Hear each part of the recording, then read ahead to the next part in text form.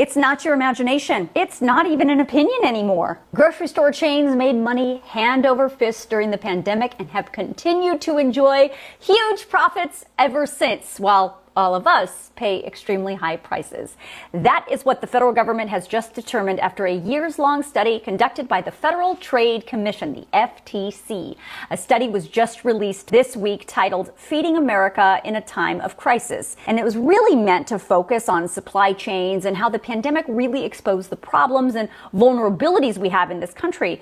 But it also examined how those supply chain disruptions impacted major grocery stores and all of us, the folks who were just struggling to find toilet paper.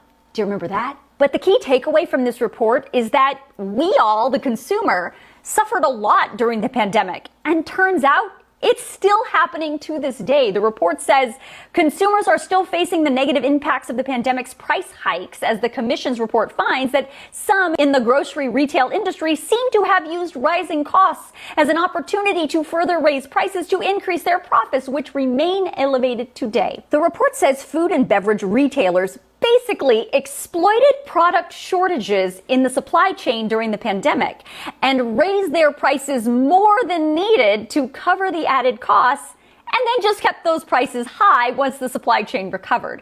Further, the report says bigger retailers use their marketing power and their leverage to widen their advantage over smaller competitors, which also contributed to increased prices. The report found revenues increased more than 6% over total costs in 2021. That's higher than the most recent peak in 2015, when revenues increased 5.6% over costs. And then the first 3 quarters of 2023, retailer profits increased even more, with revenue reaching 7% over total costs. The FTC says this data disproves the food and beverage retailers' claims that the reason for the increased prices that we're all seeing is just because their costs are going up.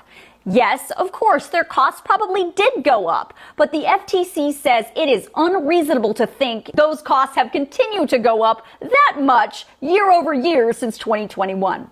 The FTC report says these elevated profit levels discovered in this report should absolutely be investigated further by not only the FTC, but also congressional lawmakers. So if you want to read the Feeding America in a Time of Crisis report for yourself, I will email it out to you in my NewsGirl News Roundup email, so make sure you sign yourself up.